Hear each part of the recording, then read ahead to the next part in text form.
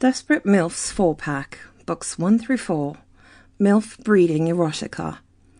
Copyright 2022 by Tori Westwood. Written by Tori Westwood. Narrated by Jett.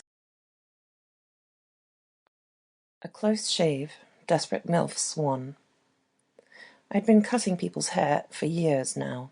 It didn't pay great, but for a bored housewife it was a great way to get out and speak to people. We'd talk about all kinds of things. With my closer clients, I'd talk about my husband Greg's suspected infidelity. But today I was cutting his employee Jake's hair, so that was kind of off limits. I was at a point in my failing marriage where I just wanted affection, and I didn't care too much who I got it from. It started to become clear to me that Greg wasn't the guy to get it from, so I'd moved on to other targets. I didn't even want to cheat on him necessarily. I just wanted to be wanted, you know. I had a lot of love to give, and I felt like he wasn't willing to receive it. Shit, I was close to boiling point sexually. I just wanted to get off one way or another. What I did was completely irresponsible of me, don't get me wrong, but now I just have to tell someone.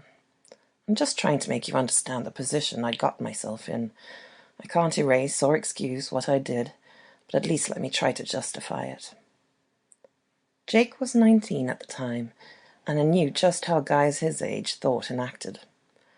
I'd had a brother growing up, so all of this wasn't lost on me. I knew how important it was to release that tension every once in a while.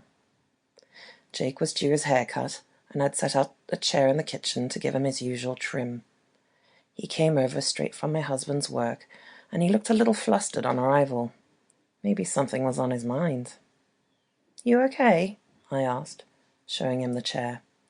"Uh-huh," he said, hopping in. I could see the thick barrel of his cock in his pants immediately. Naughty boy. My husband had told me last year that he had had to scold some of his employees because they were talking too freely about me. "Wait here," I told him, smirking. "I'm just going to change. I'm not going anywhere." "I'll be 1 minute, Jake." He sat in the chair as I left and went upstairs. A devilish grin spread across my face. If Jake had been thinking what I thought he had, then it would be fun to tease him a little. I wasn't planning on doing anything more than that, I swear. Things just got out of hand. In my bedroom, I put on a top that used to get my husband going. It was this blouse with a plunging neckline that made it practically impossible not to look at my tits. I'd worn it to a few dinners and garnered a lot of attention, and not just from guys. My tits were my finest asset, so if they couldn't get Greg going then, he was a lost cause altogether. I just had to make sure I still had it, and Jake was the test subject. "That's better," I said, returning to the room.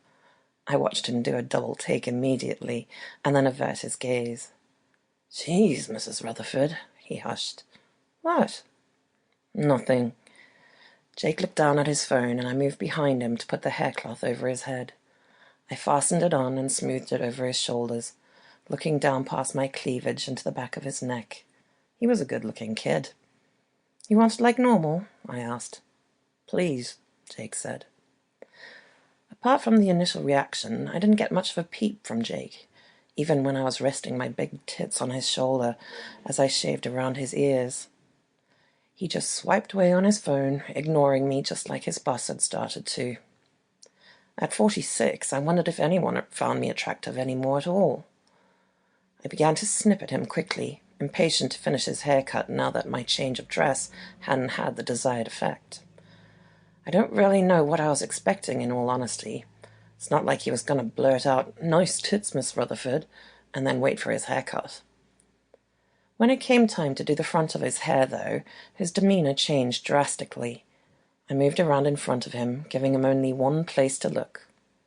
"Put that phone down a second while I do your fringe," I told him. "I need you to face forward." I took the phone from him and set it on the side. When I looked back, Jake was once again staring. He quickly looked to the side of me, staring off into the distance. "So, any plans tonight?" I asked, walking in close to him. I heard him swallow. Sample complete. Ready to continue?